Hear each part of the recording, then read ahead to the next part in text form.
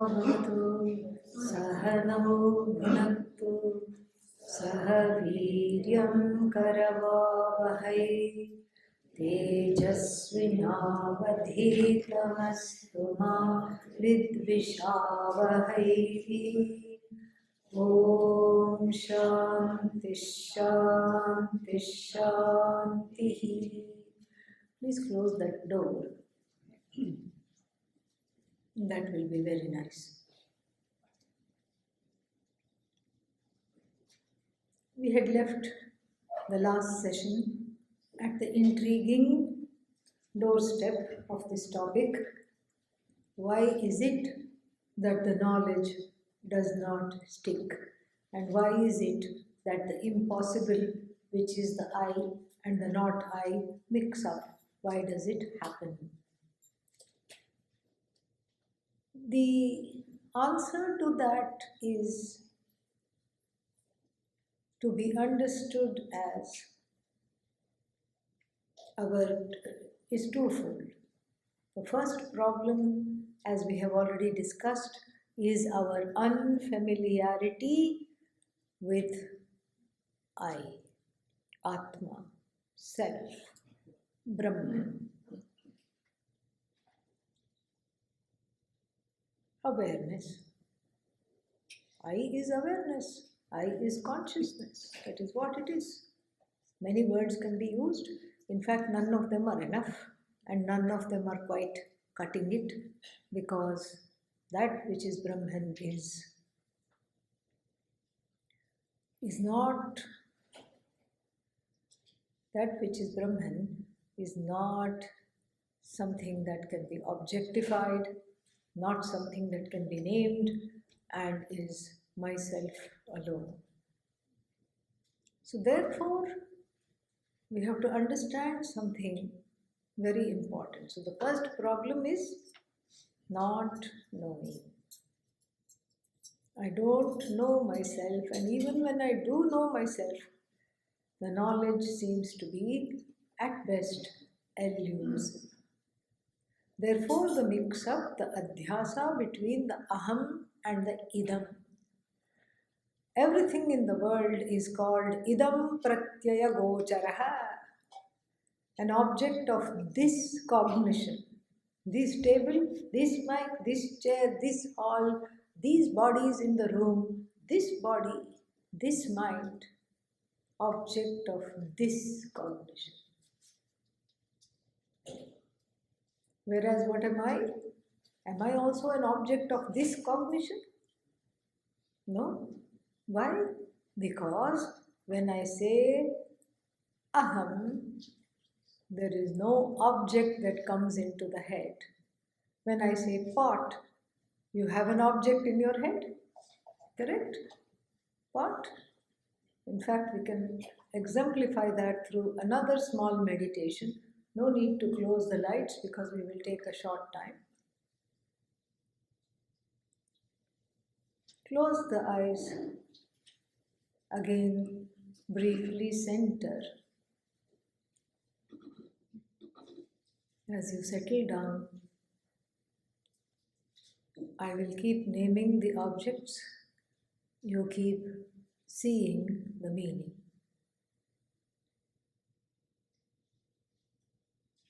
If you are eating, please stop eating for the next few minutes.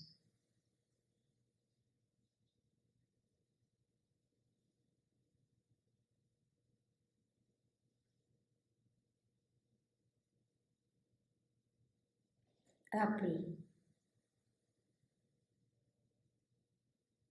See the meaning. Pot.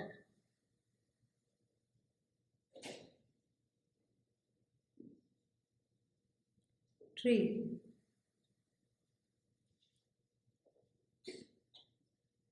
Sun.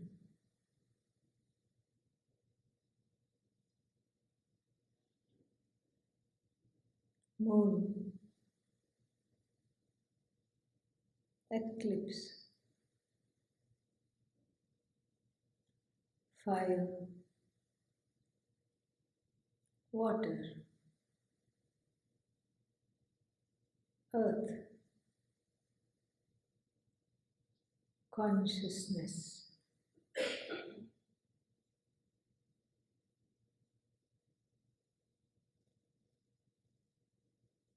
bag, shoes, hat, coat, umbrella, consciousness,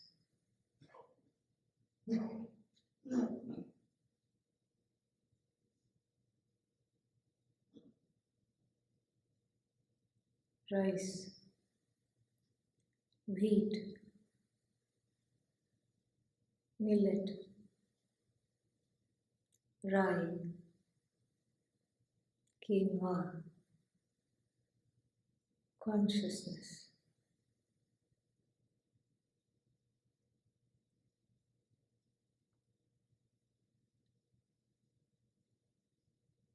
up, down, left, right, front, back, consciousness,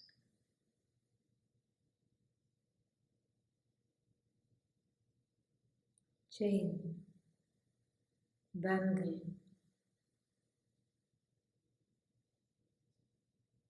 earring, nose ring, finger ring, armlet, bracelet, anklet, consciousness,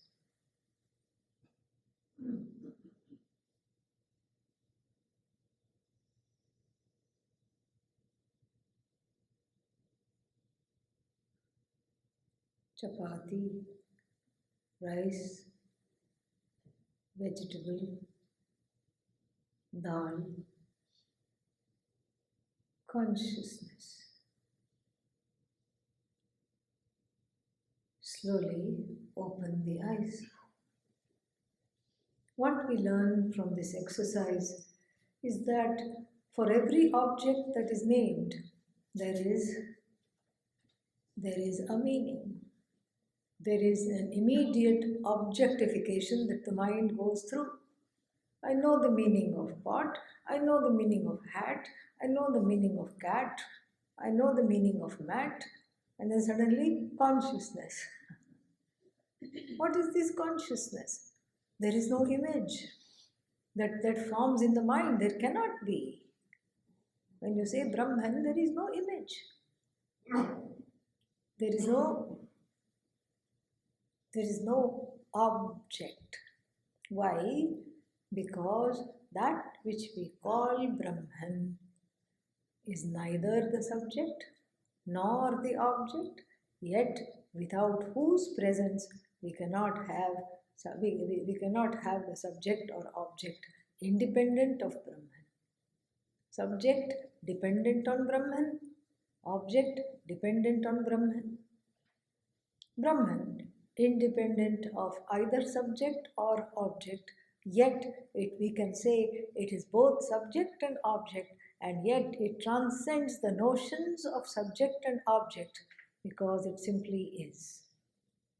And it is I. So the word consciousness, the word Brahman, does not have an object because it is me and I am not an object. This is the first reason why there is a mix-up, because the I is not clearly understood because it's not an object. What is it? I, subject. And then the second reason the I is not understood is because, as we have already seen, we don't spend enough time becoming friends with, becoming familiar with, or as we say in Vedanta, abiding in the self that we love to know, that we love to be. What is it that we love to be? Everyone wants to be an appreciative, non-demanding, contented, non-complaining, compassionate person. non-judgmental person. Yet throughout the day, where do I find myself? Unappreciative, all complaining. And then what else? Unappreciative, all complaining, uncompassionate, unhelpful to myself and others. And this, an unaccommodative person, completely opposite. And what is the problem here? The problem here is with the not only being unfamiliar with the I, but then if I'm unfamiliar with the I, that itself cannot cause sorrow and pain. There has to be something else happening. Because you see the cat, you see the dog, does it know I am Brahman? Does it know? Aham Brahmasmi, is it meditating upon that? No. Yet it seems to be happier than all of us put together. It seems to be happier. The dog doesn't have a problem even though it has Atma Ajnanam. Think about it. Somebody said, no, Swaminiji, my dog is depressed. It's very sad.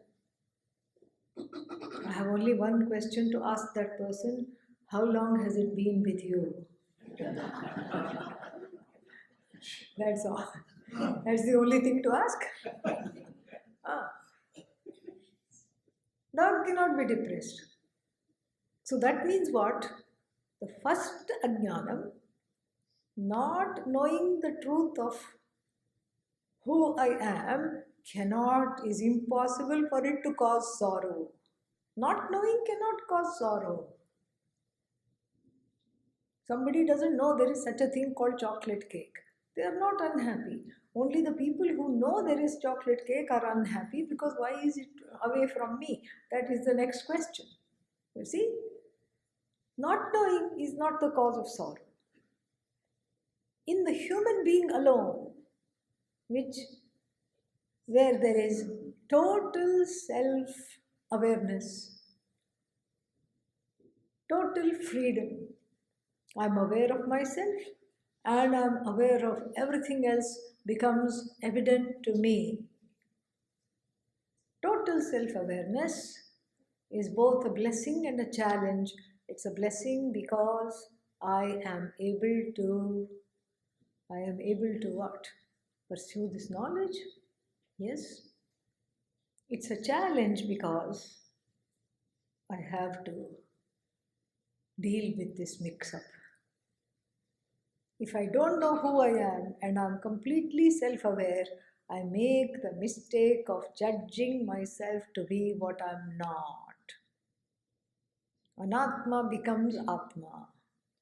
Atma becomes Anatma. Both those adhyasas are talked about in the introduction to the Brahma Sutra, both the kinds of mistakes. I is mistaken for not I. The immortal, unchanging I is mistaken for Anatma, mortal and changing. That is the cause of sorrow, because nobody wants to die. What dies is only the body, the mind, the senses. They die. I don't die. This is not evident because I don't know who I am. Plus, I have this second part 2 of ignorance. Part B of this ignorance is taking myself to be what I am not. I'm not mortal, but I say I'm martya, mortal.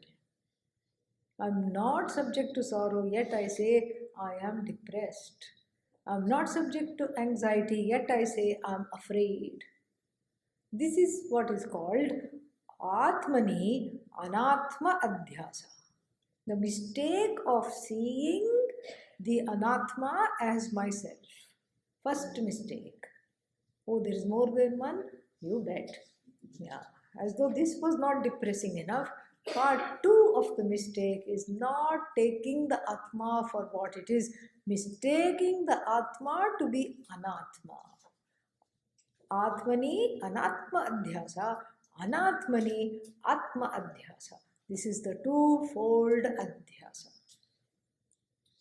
The I is immortal, yet what do I say? Mortal. I am free of fear and sorrow. I say, yes, I'm afraid, yes, I'm sad. And so, in the I that is free of mortality, there is a projection of mortality. And in the not I, which is mortal, I see it as immortal and try to run after the finite, trying to chase after it and make it infinite. Starting with the body, of course. I want to live forever and ever and ever. And here, my friends, we have something in common with the mosquito that also wants to live forever and ever. That's why it bites when you're not looking. Yeah, because when you're looking, if it bites where it is evident, it knows. It will become chutney. It knows that. So it will always bite when you're not looking. And therefore, what do we say? We say that every being has this desire to live forever. And only the human being can understand that I am already forever. The living here is I'm already living and I'm already forever. I'm just experiencing the finite through the lens of myself as infinite. This has to be underscored. This has to be known properly. This has to be properly assimilated. And these two kinds of adhyasas, these two mistakes take us for a terrible spin, life after life after life. Back to square one. One adhyasa removed, another one is there, sneaks up, another one removed, the first one comes back again. And therefore, the knowledge does not stick.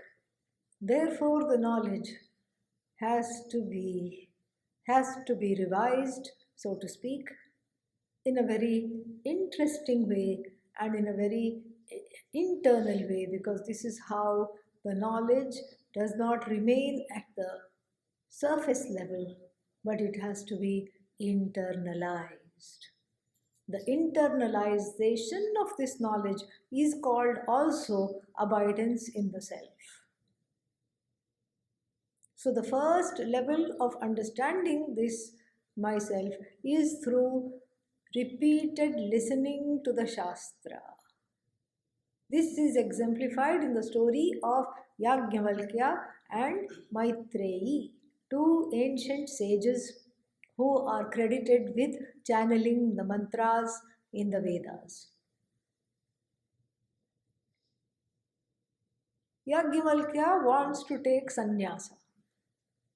Not like Arjuna. Arjuna also wants to take sannyasa, but there is a very big difference between Arjuna's, what is that, Arjuna's desire to renounce and our Yajnavalkya, sage Yajnavalkya's desire to renounce.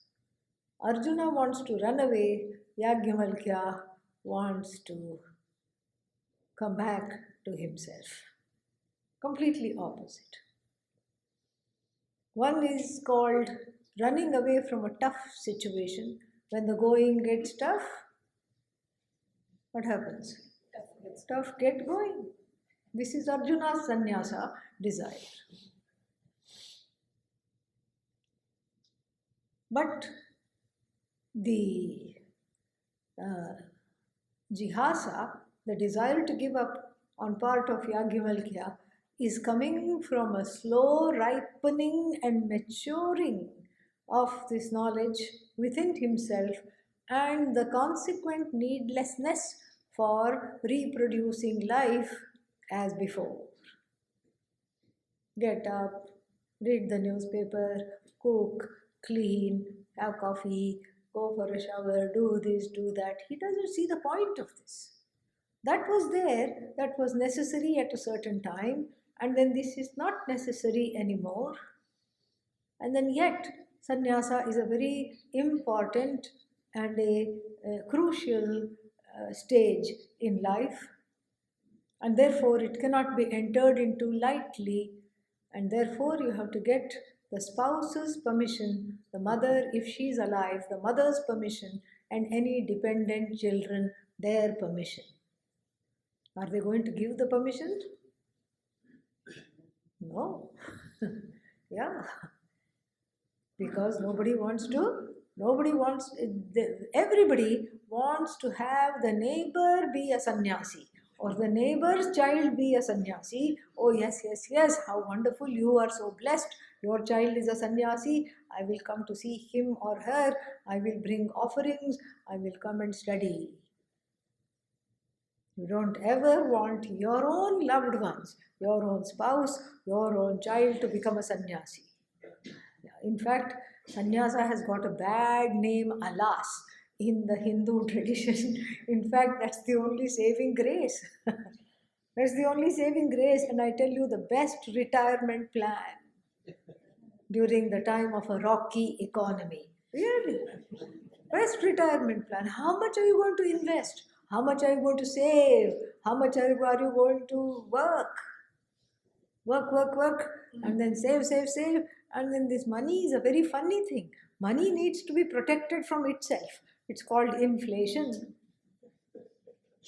How long are you going to protect it? How long are you going to do this? Therefore, our sages had a wonderful idea of the ashrama dharma. What is the ashrama dharma? Grow into being a person who needs very little. Grow into that, grow out of the useless needs that don't have to do with the body, whatever it is, grow out of that. And then grow into a person who is happy with whatever there is. Yadrichha labha santushtaha. Be happy with whatever that is. And then what happens? Whatever you get, you get. Whatever you don't get is okay. Whatever you have, okay. Whatever you don't have, okay. You are a sannyasi. Whether you formally take the robes or not, you are an inner sannyasi with a disposition that is wearing an orange dress. The heart has to wear an orange dress. That is the most important aspect of sannyasa. So the kind of sannyasa that Yajnavalkya was about to take, oh, there are kinds of sannyasa? Yes. When will we know about that? You can ask during the questions. I don't want to get distracted.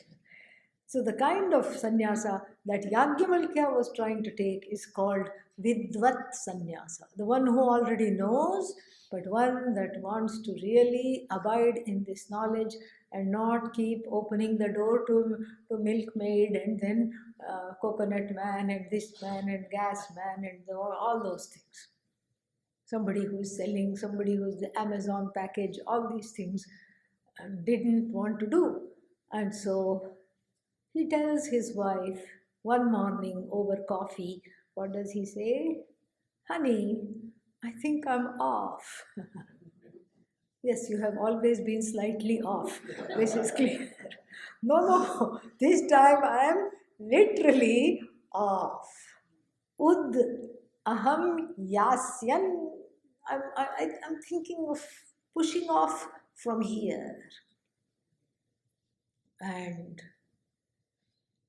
then he immediately consoles her and says, you know, I have divided I'm a very rich man, and I have divided the property equally between you. And he had another wife. And there is speculation that he wanted to take sannyasa because he had two wives. Okay, that is Maitreyi and Katyayani. We don't know what happened to Katyayani. Perhaps they were not on the same wavelength. And when he announced to her, when he asked her, may I please go take sannyasa, she probably replied by saying, I never thought you would ask. Thank you. Please be on your way. Here is some packed lunch for you, please go. Maybe that's what she did. But Maitreyi and Yajnavalkya were really one Atma in two bodies. They were really together on a number of ways of looking at life. So therefore, the Upanishad focuses on their dialogue, and where Yagyavalkya, when he says, I think I'm going to go from here and just be with this. And don't worry, I'm a very rich man, Maitreyi, and then I have divided my property in half, and you will be very, very comfortably off. She has a very relevant question. She has two questions. First is, she doesn't say, how dare you go away? No. She says, she says, okay, you're leaving me all this wealth and you're going in search of abidance in the Atma. With all this wealth that you're leaving me, am I going to get abidance in Atma? If he was a contemporary man, he would have said yes, yes, and gone away. But being an honest person, he says, no. Na vittena ashasti amritatvasya. There is no hope of gaining immortality through money. Money will make you comfortable. Money has value. It will make you comfortable. It will make you happy. Yatha upavatam jeevitam syat tatha tava jeevitam. Just like all people with resources live, you will also live. You will go by business class whenever you have to travel, and then business class in bullock cart, okay? Yeah. You will go by business class, you will have a comfortable existence, but money cannot give you moksha, money cannot also deny you moksha. Both have to be, money has nothing to do with moksha. Then she says, I am your ardhangini, your other half. I'm your other half. Therefore, you have to share this knowledge with me. You cannot go without teaching me this knowledge. You can't. Why? Because I deserve half of everything that you have. You have already told this. And since this knowledge is of the whole, you can't have the whole. You cannot say, please take half the Brahman. So you have to give me what? The whole knowledge. And then begins the very beautiful teaching, where he says, Atma va are shrotavyah mantavyah nitidhyasitavyah. So the first thing to do in order to understand this I, in order to extricate the I from the not I, is repeated and committed shravanam. Listening to the knowledge from a qualified teacher who can expose it in a way that touches your heart. And the world does not lack swamis, especially after the pandemic. They have started to come to your living room and your house through Zoom. So a lot of Zooming swamis are there. And so please don't give the excuse, I can't go here, I can't go there, it's raining, there is traffic, it's too far. You don't need anything except a device that receives and transmits the internet. That's all you need. Shravanam. And then what should I do after Shravanam? Shravanam. What should I do after the second Shravanam? Shravanam. Shravanam, Shravanam, Shravanam, Shravanam, Shravanam, until the knowledge is until you are well versed with the knowledge. And in the ancient times, that's all was needed. Shravanam alone removes ignorance. Shravanam alone gives this knowledge that you are the whole. Listening to it from a teacher, because if you read the Upanishad, you come away with a headache. And if you still plan on reading the Upanishads, keep a glass of water with Tylenol next to you, then begin reading the Upanishads. Especially things like Brihadaranyaka Upanishad, which is called Big Forest Upanishad. Yeah. Definitely, it is a recipe for headache if you go unaided and delving into the Upanishad. Not possible, not necessary. It has to be unfolded. It is a key that has to be operated for you until you get to the place where you become the operator of the key for somebody else. And so, Shravanam is the main way that the stalwart students of the Upanishads like Nachiketa and who else? Shvetaketu and Maitreyi, all these people gained this knowledge. But we live in complex times. Shravanam is not enough. Why is Shravanam not enough? Because because of our own adhikaritvam or the lack thereof. Our own qualifications for this knowledge. What are the qualifications? Having a tranquil mind. First qualification itself we have failed. That is why we are doing this retreat. First qualification itself, how many marks did we get out of 100? 0. A very big fail. Tranquil mind, how do you spell that? What is that? And then there are other qualifications like this: Shama, Dama, Shama, tranquil mind, Dama, Uparati, Titiksha, Shraddha, Samadhanam, all these things. All these things must be there. A tranquil mind, the ability to have a say over your organs of actions. And then what else? Letting go. We don't know how to let go. If we don't let go, we don't grow. We don't know that either. Letting go. Uparati, titiksha, the ability to put up with difficulties for the sake of this teaching. Discomfort. It's okay. We can't have everything exactly the same way. Think of our ancestors, how far they had to travel in the days of non-Zoom to go to their teachers, to sit at the feet of the teachers. Think of Adi Shankara from Kerala, young boy, through the lion and tiger and hyena infested forests. He goes all the way to Madhya Pradesh. Oh, which flight did he take? Air India? Indigo? No. Foot. He went by foot. Think of all that. And because of their sacrifices, we are here. This is actually very, very beautiful, very, very amazing. And so, therefore, we have to see that a little discomfort while sitting in an air conditioned room like we are right now is not a big deal. Is really not a big deal. Not at all. Too hot, too cold. If those thoughts are there, what should I do? Keep it to yourself. Yeah. This is called titiksha. Shraddha, reverence and a trust for the teaching, a trust that the knowledge will deliver, a trust that I will understand, a trust that I will become just like my teacher who has understood. I will also see the truth of this trust. Then finally, samadhanam, single-minded focus. You don't get distracted. Who came? Who went? How many cups of tea did that person have? Yeah, you don't get distracted. Single-minded focus. And then even in order to have all these qualifications, I have to know where is it that I am headed? Viveka. Choosing nitya over anitya.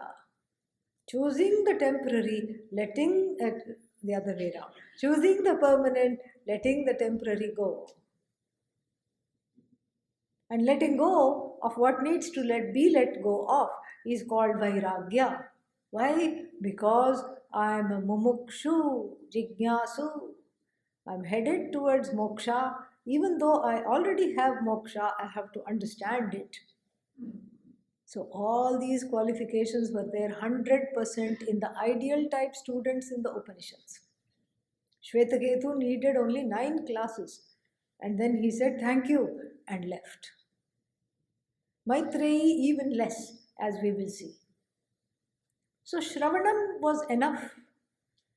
Shravanam is still enough. It's the Mukhya Sadhana, the main means of gaining this knowledge. But then our minds are full of notions because we are not Uttama Adhikaris, the exalted Adhikaris. We are not that bad either because we are coming and sitting here. So that means we are somewhere in the middle, Madhyama Adhikarinaha. And these Madhyama Adhikaris, what do they have? They have lot of questions, lot of notions, lot of doubts. Therefore we say, Atma va are. Therefore he said, Atma va are mantavyaha. Some enquiry is needed, and dropping of the notions which do not belong is needed. Dropping of the notions which do not belong is definitely needed. Because so many notions I have. I am both whole and I am both whole and broken. Somebody said this to me. I said, how can you be both at the same time? You have to pick one. And if you are broken, you couldn't talk. That's what I tried to tell this person. No, no, no. I'm whole and I'm broken because I experience both. And so these are all doubts, these are all notions, these are all anxieties, fears, so many things. So many live daily experiences. The anatma gets projected onto the atma. This is called doubts, samshaya. Two kinds of samshayas are there. One is called, what is that? Samshaya with regard to the prameya, that which is to be known. What is to be known? Brahman. I had already told you the answer in the last session. Okay, yeah. What is to be known? Brahman as myself is to be known. But then I get confused. How do you know there is Brahman? How do you know this? And what is this Brahman? Is it Ishvara? If Ishvara is a guy in the sky, then how can I be Ishvara? Ishvara is all omniscient. And who am I? Struggling to spell the word omniscient. So there is a big gap between myself and Ishvara. How can I be this? These are all meaning you are a candidate for Mananam. Mananam, that's why we have question answer session, asking questions and all that. And then, so Mananam does not give new knowledge. Mananam rids the knowledge that you have from error, makes the knowledge error free, makes the knowledge free of error. Then also people might be fine and go away assimilating this knowledge. But if the assimilation still does not happen, we have a psychological problem that is called viparita bhavana. What is viparita bhavana? Oppositional tendency to what I know. I know I am Brahman, but I am behaving like an idiot. Please help. Yeah. This is the problem. I know I'm Brahman, still I get angry. I know I'm Brahman, still I get sad. I know I'm Brahman, still I get mad. I know I'm Brahman, still I feel bad. What to do? This is when we have the last advice to Maitreyi given by Yagyavalkya. Atma va are shrotavyo mantavyo nididhyasitavyah. Tavya means you must. If the Mananam has resolved the doubts and I'm still not abiding in the knowledge is error free, vagueness free, doubt free, but somehow there seems to be a distance between myself and Brahman. What to do? Do nididhyasanam. Again comes from the same root as meditation. Dhyai. Dhyai for dhyana, that's how it becomes dhyana. Dhyai. Dhyayati. It's the same as meditation. Not much difference. Only the object of meditation, there is a slight graduating from saguna, worshipping Ishvara mentally, to abiding in myself as free of attributes. Nirguna. Nirguna you cannot worship. How can you worship the formless? It doesn't have form. You can't say Om Formlessaya Namaha. Yeah. Formless. Namaha itself is a form. This Namaste is a form.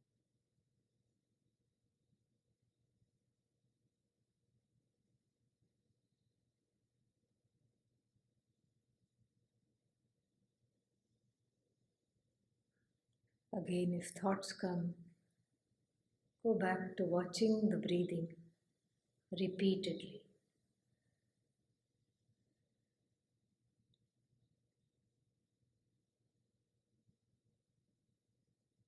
Then there is a peculiar advice which says, Sparshan Bahyan Bahihi Kritva. Lord Krishna says, please keep the external world external. If the external world is already external, how can I keep it external?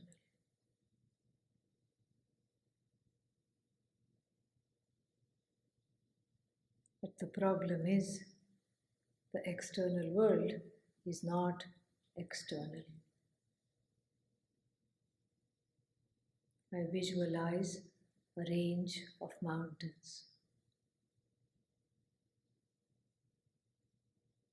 In relation to these mountains,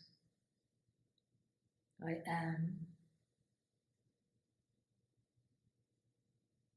a non-judgmental, appreciative, accommodative, non-complaining person. See that. I don't want the mountains to be taller or shorter. I'm happy with the way they are. Next, I visualize a river. Again, with reference to the river, it is easy to see in myself an objective, appreciative, non-judgmental, accommodative, happy person. I do not have an agenda for the river either.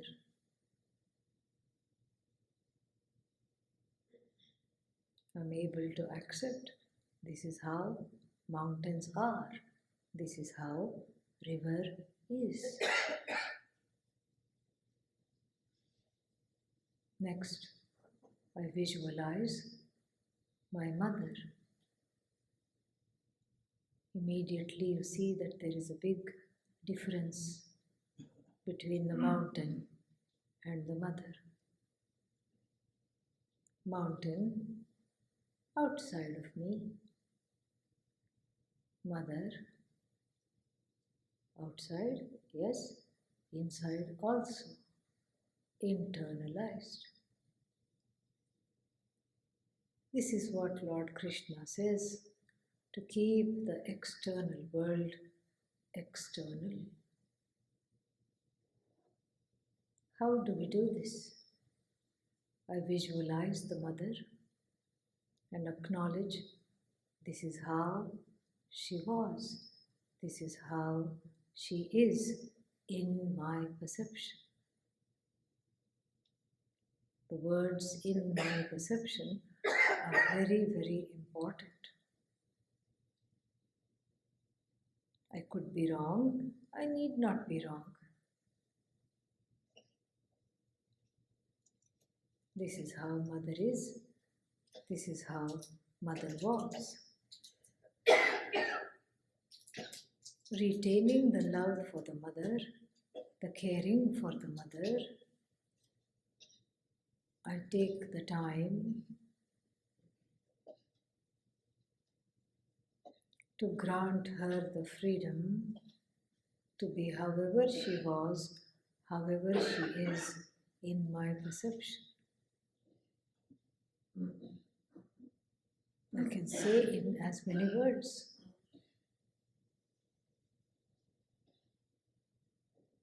Be whoever you were. Be whoever you are.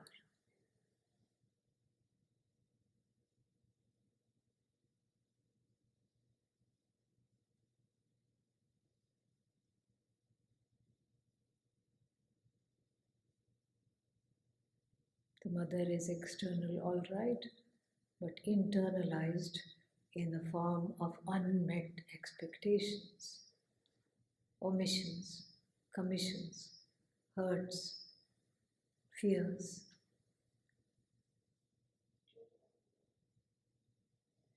This is what she should have done. This is what she should not have done. These thoughts are the internal mother. When I am able to grant the mother the freedom to be whoever she was, whoever she is, I am externalizing the thoughts while retaining the love and the care for the mother. I am externalizing the anxiety while retaining the love and the caring for the mother. The extent to which I can do this is the extent to which I can be free of those expectations. Om Namaha, Om Namaha, Om Namaha. Father. Again, different from the river. This is how he was, this is how he is in my perception. I take the time to grant the Father the freedom to be whoever he was, whoever he is.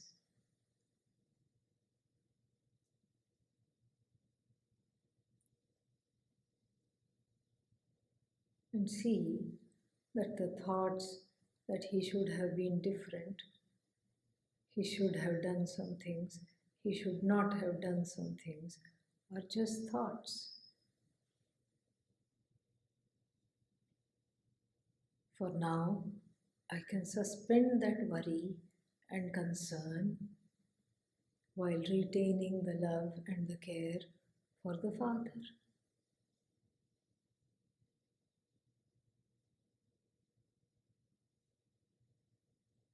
Om Namaha, Om Namaha, Om Namaha, Om.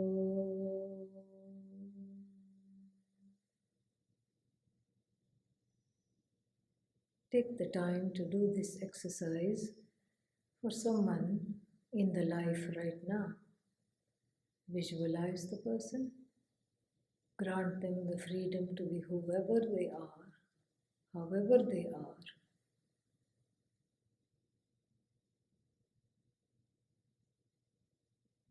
And the extent to which you can do this is the extent to which you can be free of unmet expectations.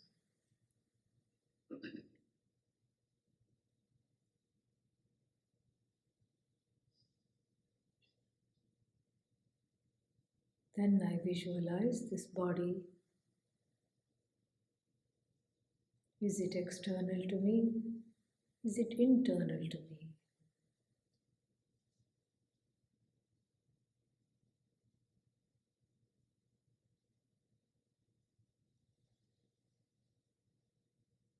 Because I can observe it, I have to say it is anatma.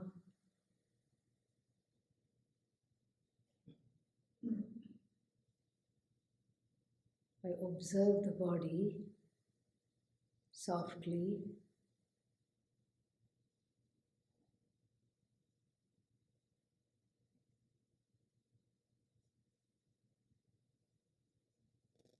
and let the feelings remain outside.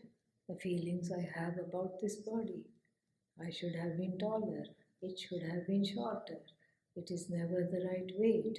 It is never the right color. All this I drop, externalize the body.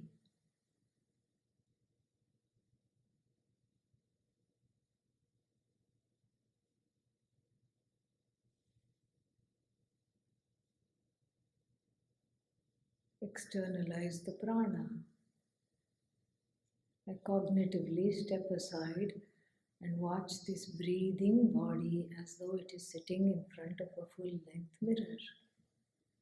The one who is looking at the mirror is a Sakshi, observer. And I, as the Sakshi, I see that the body is going up and down. The chest expands, stomach expands, full of breath, and then all the breath goes away in the form of the exhale. Keep watching that. Then suddenly I realize I do not need prana to breathe. This prana is my prana, but I am life without boundaries. Intelligence without borders.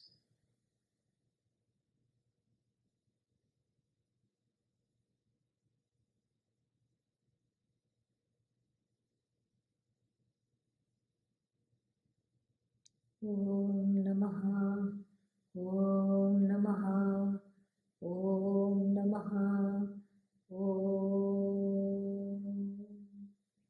Om, Om.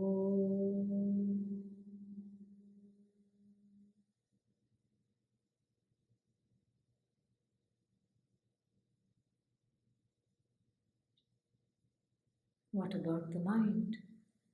Is it also external? I watch the mind. Thoughts come, thoughts go. I am still. Still I am. I still am.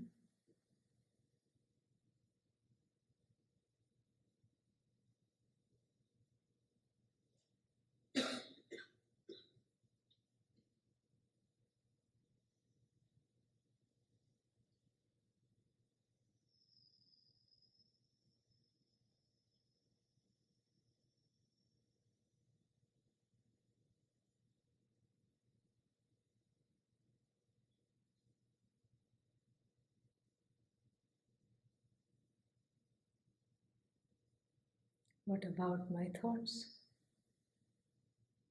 What about my feelings? Thoughts come, thoughts go. Feelings come, feelings also go. I am the Sakshi,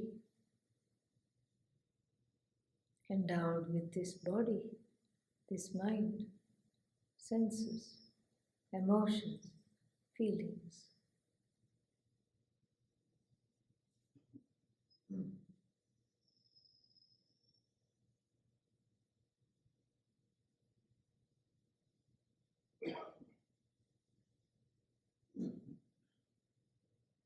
Notice the tranquility and the calmness within. Now the mind is prepared for japa.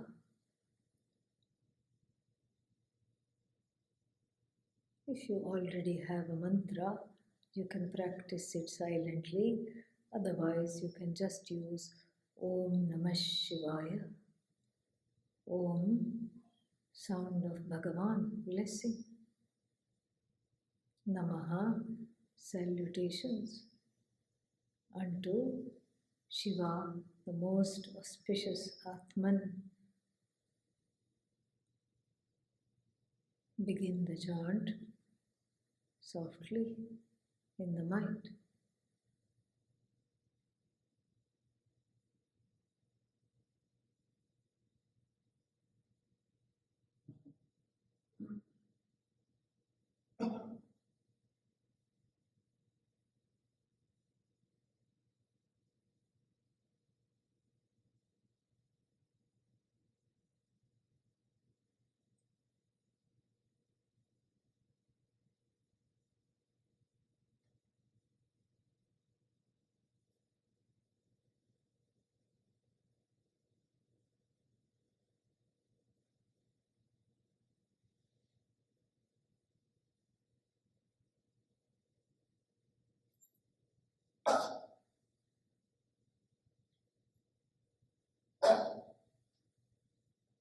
When the mind goes away from the japa, I gently bring it back to the mantra.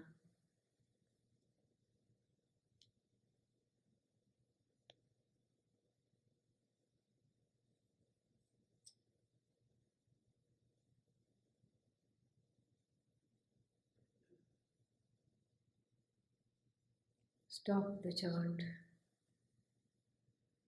Observe the space, vast, full, free, comfortable.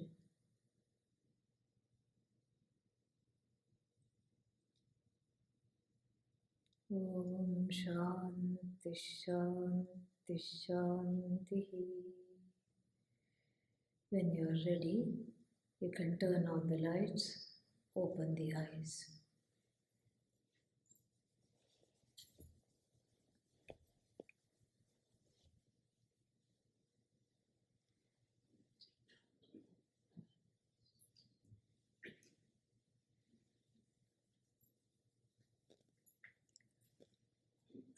To clean the body, we have various kinds of soaps.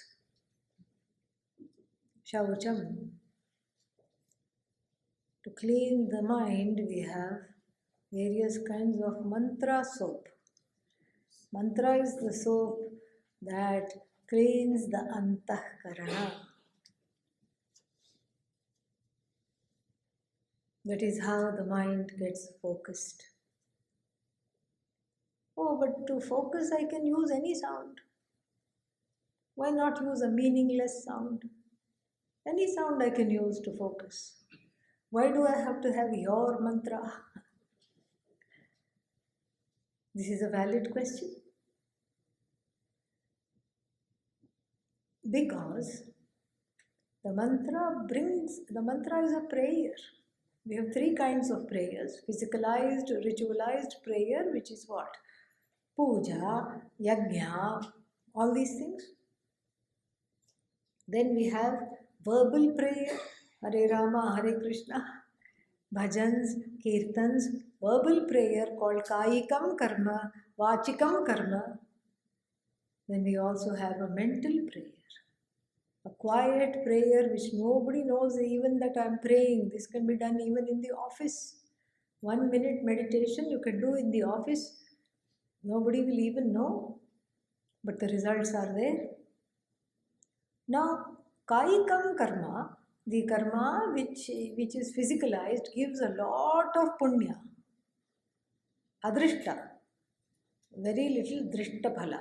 Drishtaphala means every action has two kinds of results, drishta and adrishta, immediate result, and then the punya that is kept in abeyance to fructify at a later date. You organize a homa, a yajna, and then you will see why Vedanta is so much easier. Yeah, all you need are some chairs, to organize Vedanta talk. Organize a homa, and the immediate result is what? Don't say tranquil mind, etc. Exhaustion to the bone. Talk to me after a month. Okay? I'm taking myself off all volunteer lists. This is the feeling. This is the immediate feeling. Drishtaphalam, zero. Adrishta, lot, because you have, what should I say, hewn the wood and drawn the water and done all kinds of circus shenanigans to do this. Then verbal karma, vachikam karma is like 50-50. That's why after attending a bhajan session, you feel happy. Little bit happiness is there, little bit punya is also there. Manasam karma, very little adrishta, mostly drishta. Visible results are many. I wish I could show you a mirror so you can see yourselves right now. The visible results, humongous. The invisible results fructifying punya, little bit. So then I should be doing yajna homa. Yes, if you want punya, do yajna homa, go for it. But if you want moksha, what will you do? You will do meditation. Manasam karma you will do because you are interested in what? The immediate. Right here, right now, I want to be calm. I don't want to be calm in an afterlife. Who cares? There's no afterlife cam to see whether I'm calm or not. I have to be calm now. When do you want to be calm? Now. When do you want to be tranquil? Now. When do you want to stop an argument that has gone out of hand? Right now, I need the skills. Not tomorrow, not day after, not in some kind of a distant afterlife. So, therefore, for every mumukshu jignasu, without meditation, this knowledge will not prepare the mind for the knowledge. Will not be the, this knowledge will not sit because the mind is not prepared. Mind is not prepared. Why is the mind not prepared? Mind is not prepared, just like supposing if nobody had prepared the room, if these people had not come, you all had not come yesterday and prepared this room, today when we walked inside, what would be there? Nothing. No chairs, no tables, no stage, no mic. And let's say somebody had a party before here and then they had a puja or a party and they just did not even pick up after themselves. What is there is a lot of clutter. Is there place to sit? Not even standing room is there. Everybody who comes for the Vedanta retreat has to retreat. That's why it's called retreat. Everybody has to go back. Why? Because the room is not prepared. The room is not prepared for the Vedanta retreat, for you to sit, for me to sit. Similarly, the inner room has to have some room for Vedanta to come and sit. Very simple it is. The inner room is a trash can, sorry, but it is true. It is filled with the thicket of raga and dvesha, strong prejudices and preferences. It is a forest of uncontrolled desires. It's a forest fire rather, Davagni, forest fire of uncontrolled desires that are threatening to spread from mountain to mountain and consume everything in its wake. And how can the mind host Brahman? Oh, but you already said I am Brahman. Yes, you are Brahman. To discover that, to discover the Ishvara sitting there, you have to have some space. Some light should be there. The light of the Shastra should light up Ishvara, but the light of the Shastra has come and gone, but the Ishvara inside has not been lit up. Why? Because for want of the clearing. So the clearing is the first step to meditation, contemplation. No contemplation without clearing, no meditation without clearing. So in this little demo, what did we do? Clearing. But why we have to do clearing? Because otherwise there are all these notions sitting in the head. Oh, this is sounding very daunting. So I have to go notion after notion after notion after notion. How many notions? I don't even know. There is a ocean of notions that I have to let go of, and these oceans of notions are always in the head. And then I have to go one notion after the other. I will see you in my next life. Sorry, yeah, this is a good idea, but I can't do it all right now. That is why we go to the source of all notions. What is the source of all notions? Mother, father, really. Those were our foundations. Those were our building blocks. That is where we learnt how to sit, how to stand, how to run, how to walk, how to think. We picked up survival skills in the form of things which are useful, and we also picked up along with that their fears, their anxieties, certain legacies, their anger, their fears, their anxieties, their sorrow, which we need not reproduce. This is not the legacy we need to carry.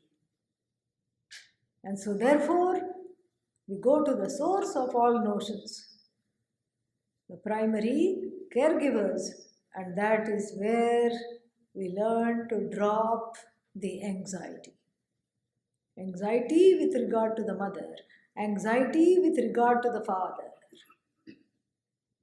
It could be just innocent anxiety. Oh, they are aging. I wonder how they are doing. It could be like that. Or it could be, oh my God, oh my God, oh my God. They are coming to visit. What will I do? I moved far away from them. I have undergone many changes. I've had many epiphanies, and I don't think I can reproduce their life anymore. But here they are. Neither they will be pleased upon seeing me, nor will I be able to hold my center. These are the fears. So therefore, it has nothing to do. Therefore, first thing I have to do, understand, is that the parents are also people. They're just another two people in the universe, two more people in the universe, that's all they are. They cannot prevent me from knowing myself. In fact, we have to thank them because they have aided me in knowing myself. They have aided me unintentionally or intentionally. They have helped me. They have pushed me to know myself, which is a very good thing. Either out of despair or because of understanding, they have pushed me to know myself. I have to be thankful. But then the outer mother and father are just two people in the world with their own qualities, with their talents, with their good, wonderful presences, and their challenges. They too are fallible, they too are human beings. They also are subject to anger, they are also subject to sorrow. And unfortunately, being fallible, they would have made you the target of their anger once in a while.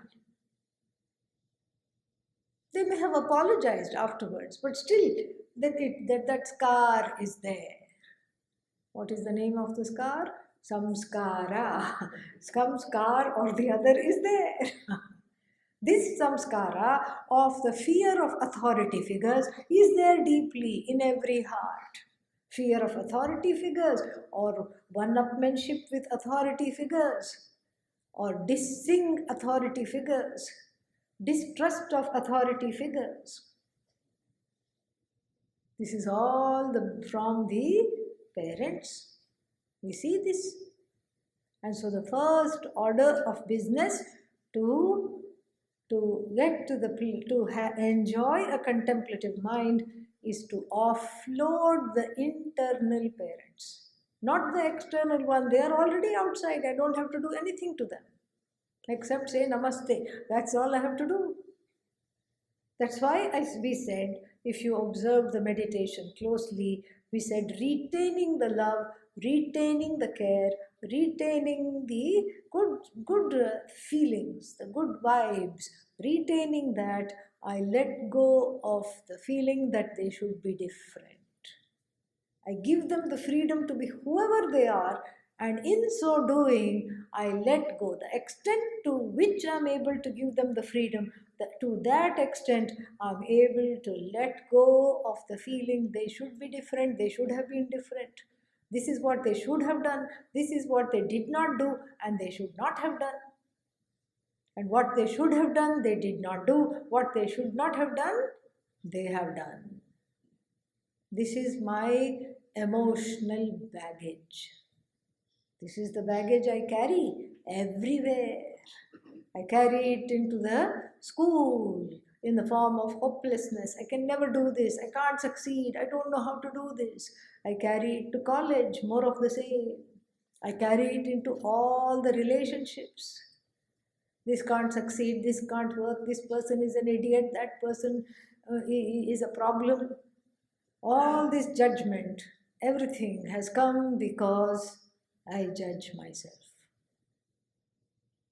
And then this judgment is interrogated.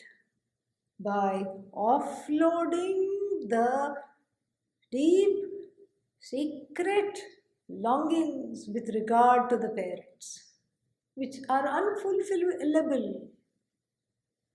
Unfulfilled, yes, unfulfillable also. At age 2, my mother gave the balloon to the older brother, not to me. Now what? Now I'm a balloon collector. Yeah. How many balloons you have? I have so many balloons, all kinds of balloons from all over the world. Are you happy? No, I want that balloon. Which balloon? The one that was given to this idiot, the older brother. I deserved the balloon. It was my turn. I had to have the balloon. How dare she, or mother, or he, father, give it to that person? You see that it is a frozen need. It's not about the balloon. The balloon is just nimitta. The balloon is an excuse. What is it then? It is some kind of a lack. It's a lack which has caught on to the word balloon. It's not about the balloon. It's about the lack. Here I felt put aside, and the elder sibling was honored, was loved more than me. A thought that one can never shake off. Forget at 2 years old, even at 92, the same feeling. The elder brother has already passed away. Only I am alive. But then I'm thinking, yeah, parents have also gone. And then what am I thinking? In the deathbed, I am thinking, yeah, they always loved you more. What a waste of a life. What a waste of a thought. Instead, we can be in contemplation.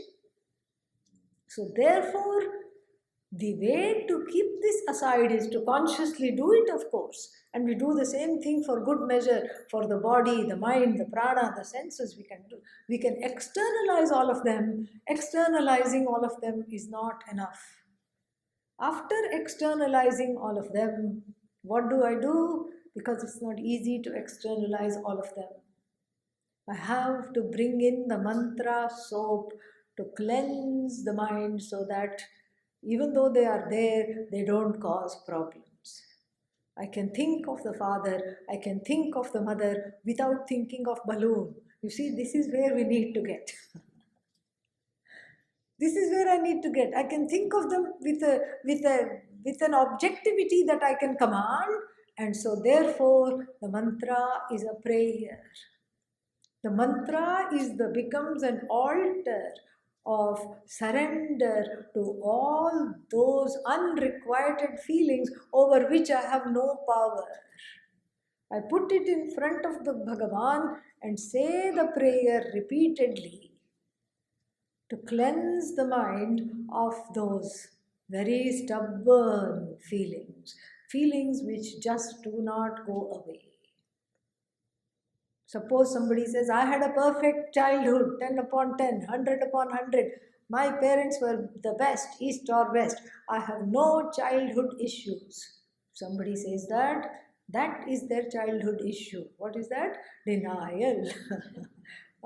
You have to see that. No, but you just said mental focus. Yes, mantra is used for mental focus, I said.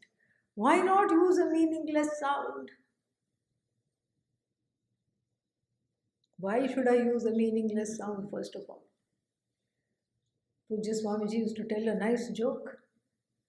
This man went to one particular type of meditation called TM. It was very in the 70s and 80s. TM meditation. They just gave the Mula mantra. Mula mantra is supposed to be chanted with the whole mantra. Examples of Mula mantra: Aim, Hreem, Shreem, Lam, Gam, Dum. These are Mula mantras. They must never be chanted by themselves. They should be chanted Om, Aim, Hreem, Shreem, Dum, Durga, Yai, Namaha. This is a fantastic mantra. We can take that. So, it has a certain resonance. So the mantra is vibrational in nature. It has a certain resonance, and when you hear the word Aim, even in a whisper, even silently, it stands for knowledge. Hreem stands for letting go and clearing of all kinds of rubbish that is there in the form of thoughts. Hreem is connected with Parvati. Aim is connected with goddess Saraswati. Shreem is connected with Sri Lakshmi. Dum is connected with Durga. Durga means she who is difficult to reach for the people who are not in dharma, adharmic people. And so, this TM, what they used to do, they may still be doing it, is just give the Mula Mantra. Go chant this, because most of the people were Westerners. They had a point. They said if we start teaching them Om Namo Bhagavate Vasudevaya, they'll have a hard time to chanting this. So in that time we can teach 100 people. Go just keep saying the dum dum dum gum. Gum is again the mantra for Ganesha. Lam gum Ganesha mantras. So just say lam gum lam gum lam gum. And so now we come back to our story. There was this couple. The man was very interested in all these esoteric spiritual things. The woman not so much. She was a practical lady. And then the man went to TM, got himself a mantra, and was locking himself in the room all the time, saying gum, lum, lum, lum, gum, gum, whatever he was saying. The wife comes in and says, it's time for dinner. Gum, gum, gum, lum, lum, lum, dum, dum, dum, he's going. And then she knocks on the door. She is fed up with him. Finally, he opens the door. She says, what are you doing? I'm meditating. What's that? To have a calm mind. You haven't changed. Your mind is not at all calm. I'm still a beginner. I'm working on it. So where did you get this? What is this meditation? You repeat a mantra. What's a mantra? It's a meaningless sound. He just said what he knew. It's a meaningless sound because Aim, Shreem, Hreem had no meaning for him. It's a meaningless sound. How do you get this mantra? You have to go pay $200 and then you are given this mantra. She says, you paid $200 for a meaningless sound when I have been asking for a new refrigerator? I'm leaving you right now. She packs her bags, storms out of the house, closes the door with a bang. And all the time he is in meditation. And he opens one eye and says, by God, this mantra works. She's gone. Very powerful mantra. So, the mantra cannot be a meaningless sound. In fact, you can say anything you want, and achieve focus. But then it will only be a technique. It will not be paving the road of oneness. It will not be walking on the road of oneness, because that which separates one from oneself is Ishvara, and that which unites one reunites, so to speak, within quotes, as though reunites me to Ishvara is the words of the Upanishads. The problem is not with Brahman. The problem is not with consciousness. The problem is, it's an Ishvara problem, it's an authority figure problem. It's the non-understanding of Ishvara that is the problem. And so therefore, in the beginning, innocent mantras, day-to-day mantras are introduced. Innocent means just simple, basic, not too long, because you will forget. Then you will be stressed. Instead of feeling stress-free after meditation, you will feel stressed because now you have to remember the mantra. Simple mantras. Om Namah Shivaya. Om Namah Shivaya. Om Namah Shivaya. Om Namah Shivaya. Simple. Panchakshari, only 5 things to remember. 5 syllables, not even words, 5 syllables to remember. And you keep repeating this because the mantra is usually handed down from the teacher. The teacher gives mantra diksha. The gift of the mantra is given by the teacher, and the mantra is not something unfamiliar to the teacher. The teacher has repeated the mantra, and the mantra comes already potentized. Like when you buy a phone, it already comes recharged enough so that you can set it up. After that, what do you have to do? You have to charge it yourself. Similarly, the mantra comes potentized, and then after that, what do? You have to repeat it yourself, then it will continue to give the benefits.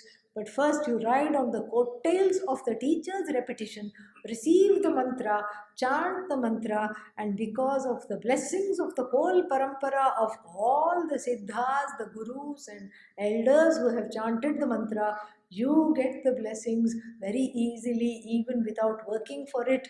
Ooh, only 5 Om Namah Shivayas gave me a fantastically calm mind. This is why.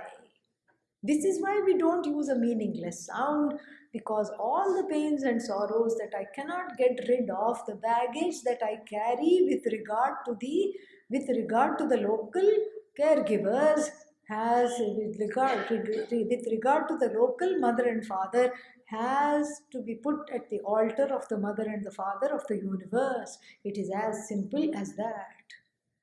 And there only, at that altar, it is transformed, because that altar of surrender has the power to alter you. And so the repetition of the mantra is cleaning the mind of, it's like the washcloth and the soap that is cleaning the mind of old disappointments, and the old disappointments that have calcified into anger, frustration, hopelessness, despair are being slowly, slowly, slowly dislodged. And this is how we grow into having a mind that is capable of gaining this knowledge, and then into having a mind that is capable of retaining this knowledge. More we'll see in tomorrow's session. In tomorrow's session, we will see much more of this, and then we will have, as we did today, a few meditation sessions along the way. We will say the closing prayer, and I believe we can have 10 minutes for questions. Om Purnamadav Purnamidam Purnat Purnamudachyate Purnasya Purnamadaya Purnamevavashishyate. Om Shanti Shanti Shanti. Harihi Om Shri Gurubhyo Namaha. Harihi Om. Any questions? Yes. I had a question. So when you were saying the mantra,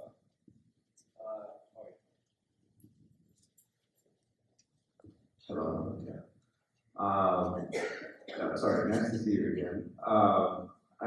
So my question is, when we're reciting the mantra, is it important to know the meaning of every sound? Or even keep if it you, in mind as we are... just keep it in mind generally.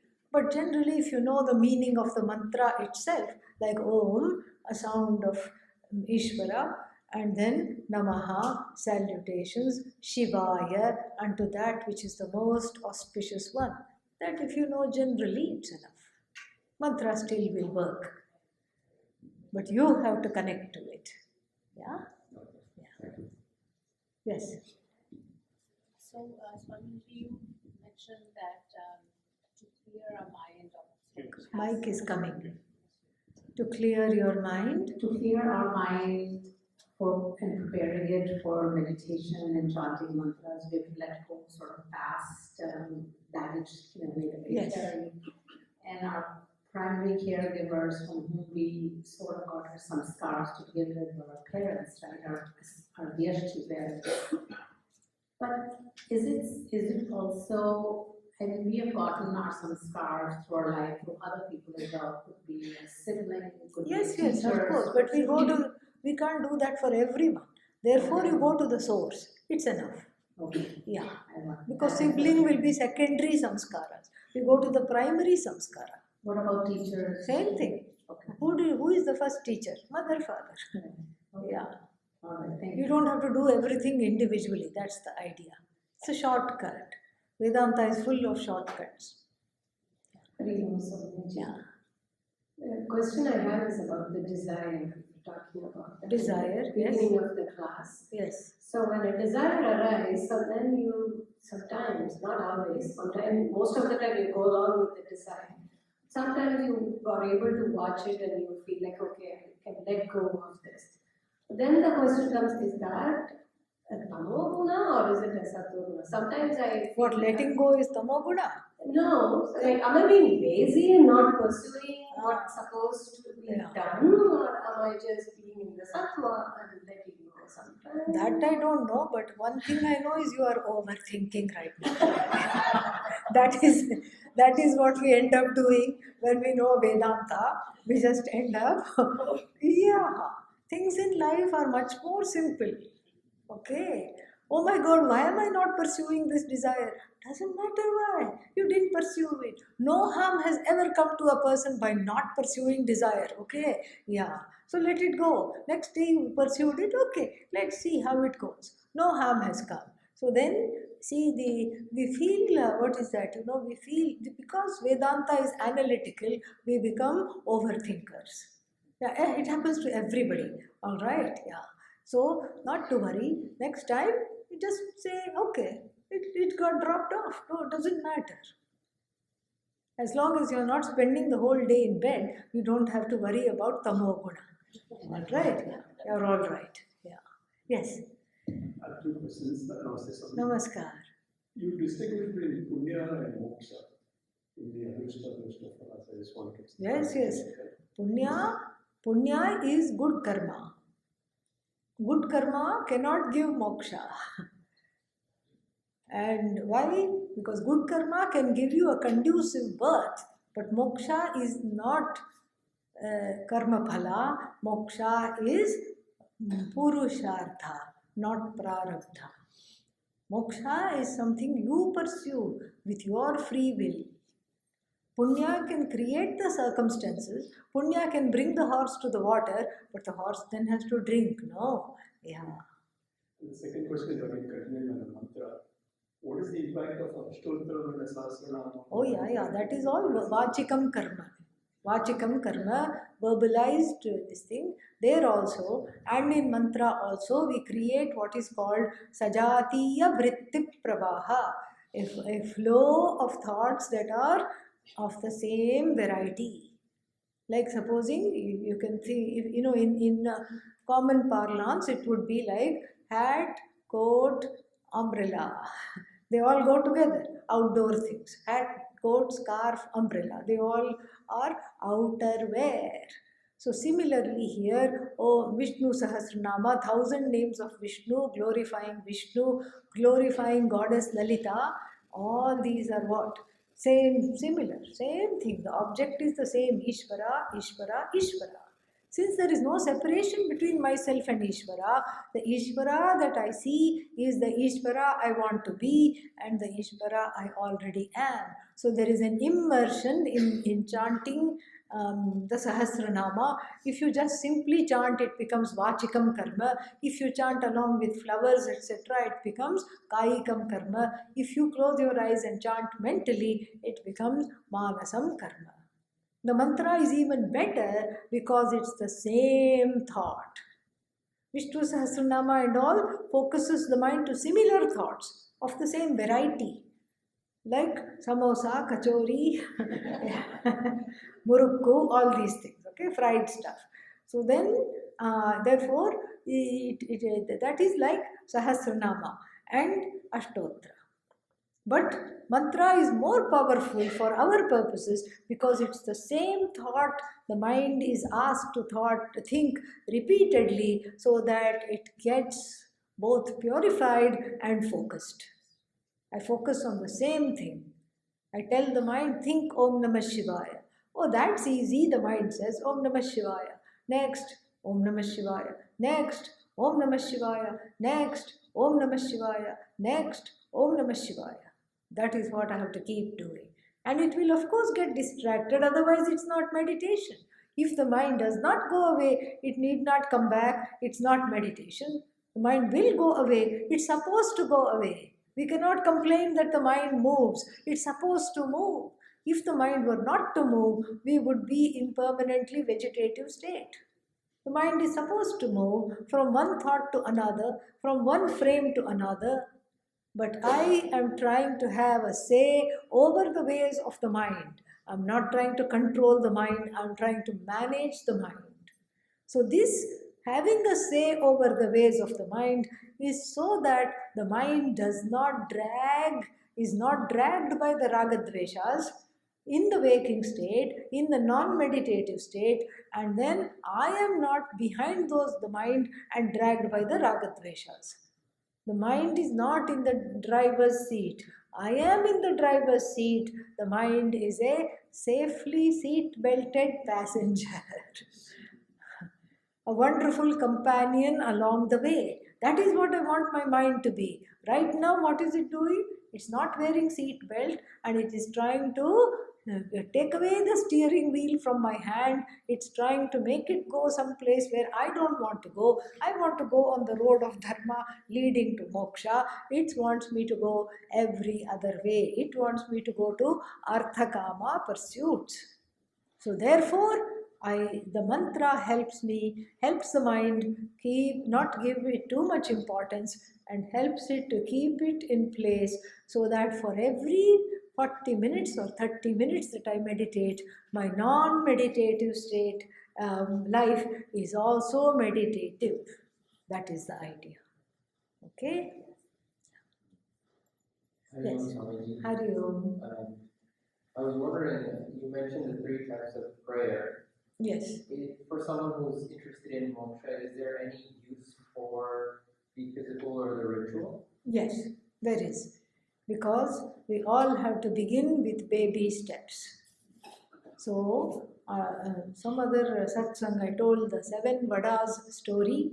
So, this fellow goes and asks for something to eat, and he is given 1 vada, eats it, asks for another, given another vada sambar, more. Finally, he polishes off 7 vadas and then he pays for only 1. Why do you do that? You had 7 vadas and a whole liter of sambar in front of me, and you are paying only for the 7th one. The cashier says, and he says, all those vadas did not fulfill me. They did not fulfill the hunger. First vada I was still hungry, that's why I had the second one. Second vada I was still hungry, therefore I had the third one. Third vada I was very hungry, therefore I had the 4th one. And then finally, after I had the 7th one, I was satisfied. So the 7th vada only filled my hunger. This is his thinking. Okay. But what is the truth?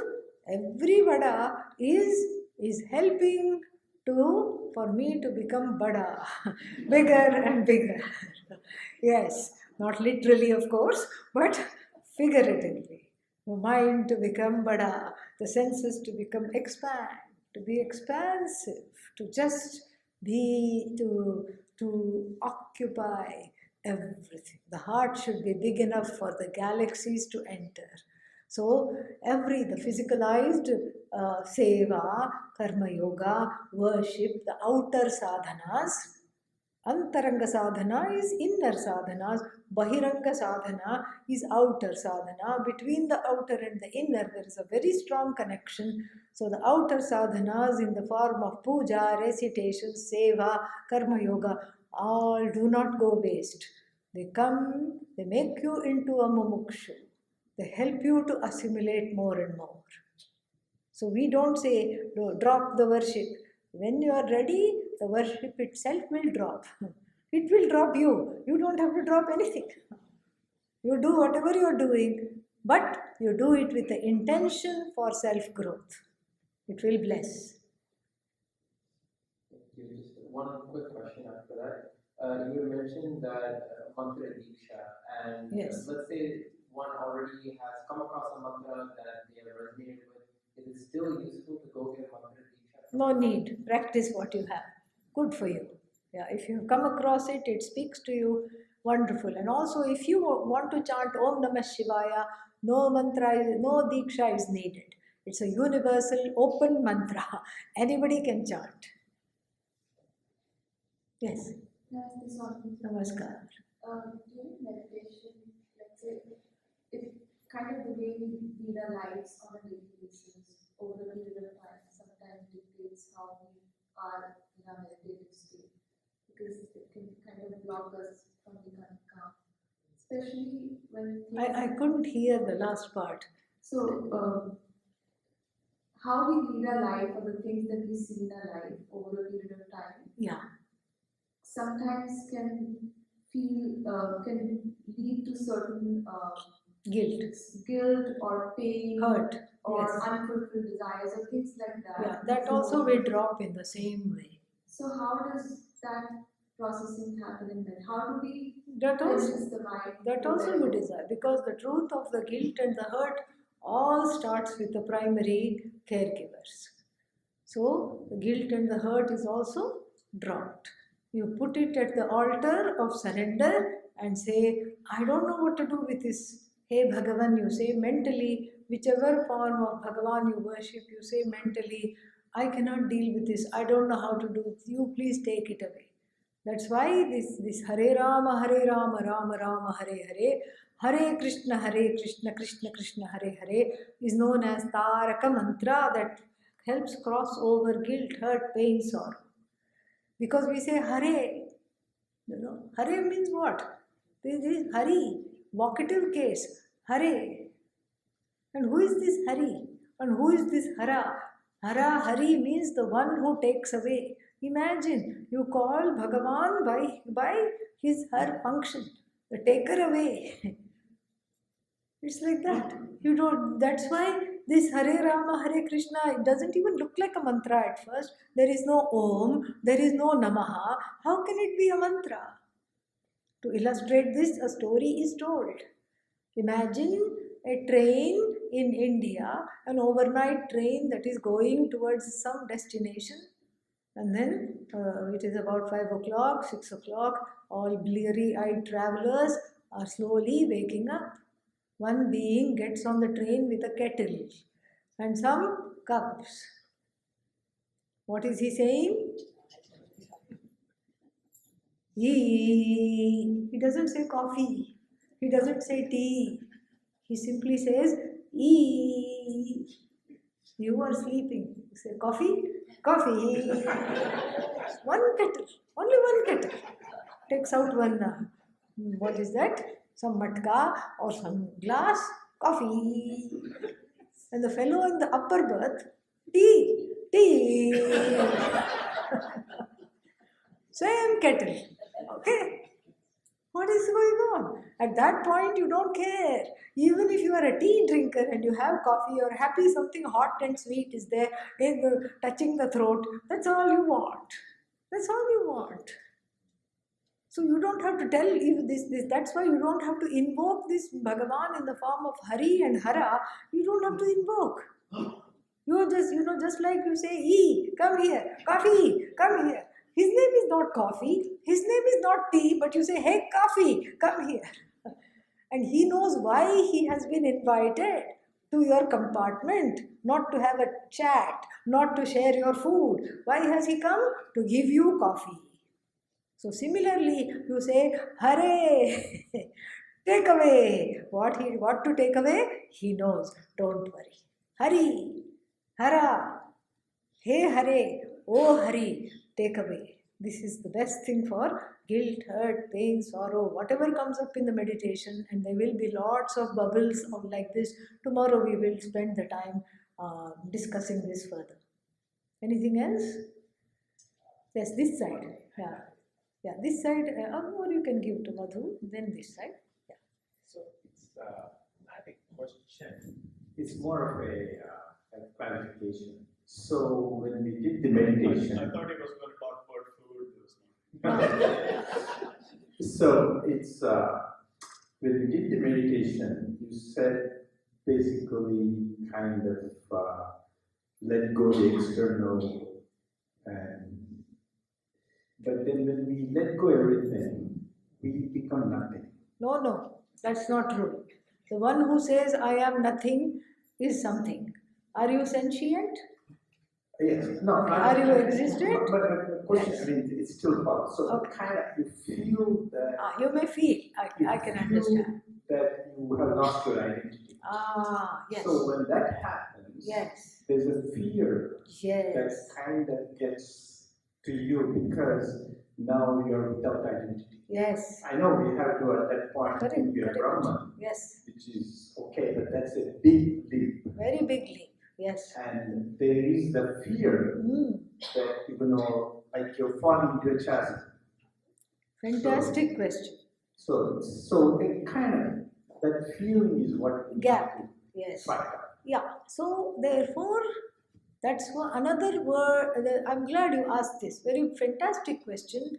I'm glad you asked this because the point, one more reason why we use the mantra is because we rebrand our identity not as a son, not as a daughter, not as a spouse, not as a sibling, but as a bhakta. I'm a devotee. And what am I?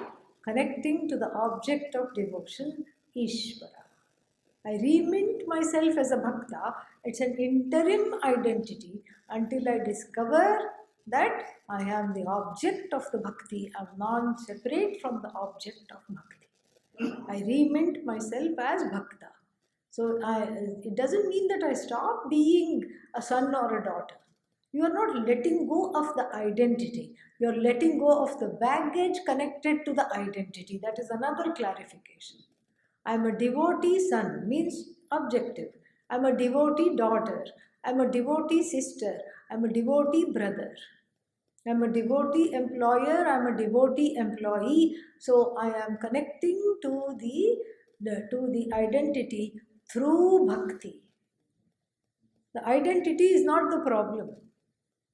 Any identity is not a problem. You can even say I'm an engineer, I'm a doctor, I'm a teacher. Whatever you want, you can say. The identity is not the problem. You know what is the problem? The problem is the pains and hurts of that role. The role is not the problem. That the role rolls on to me is the problem. Therefore, I have to do this letting go. Therefore, I have to remint myself as a devotee. Okay? Yes. Namaskar, Swamiji. You mentioned that Nididhyasana is one kind of meditation, and there are many kinds of meditations. People talk about some say that focus on your breathing, some say that focus on the center of your forehead, etc. So, what is the main difference between other kinds of meditation and Nididhyasana, and We have a lot of things in common.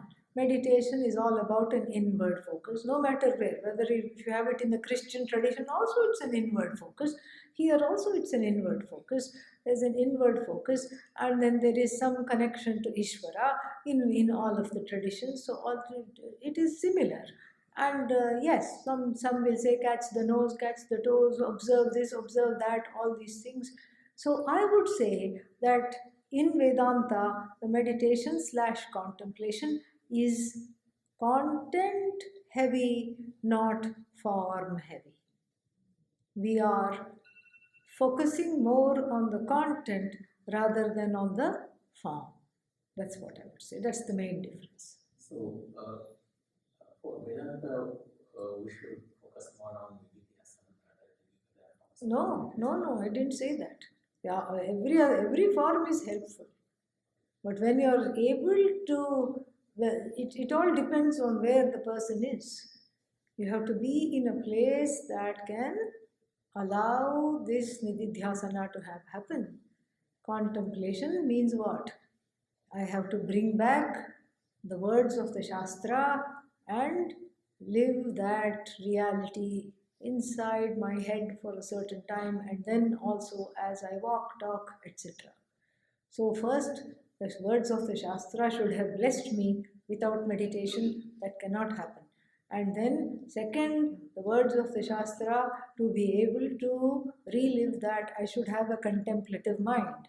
Here we have a catch-22. Until you contemplate, you don't have a contemplative mind. Until you have a contemplative mind, you cannot contemplate. What to do now?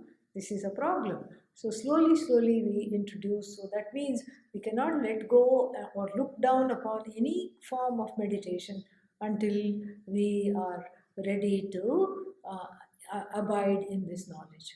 Everything helps. Okay? And what is the best time to do it, in the morning or? Morning, they say, because nobody else has woken up, but any time is good. Any time is good. Thank you. Morning generally, because you have to wake up before other people in the family. That's why. Okay? All right. Sarve bhavantu sukhinah, sarve santu niramayaah, sarve bhadrani pashyantu, ma kaschit dukkha bhavet, asato ma sadgamaya, tamaso ma jyotirgamaya, mrityorma amritangamaya.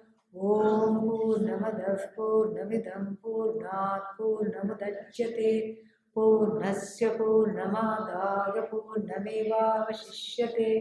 Om Shanti Shanti Shanti. Harihi Om Shri Gurubhyo Namaha. Harihi Om. Thank you.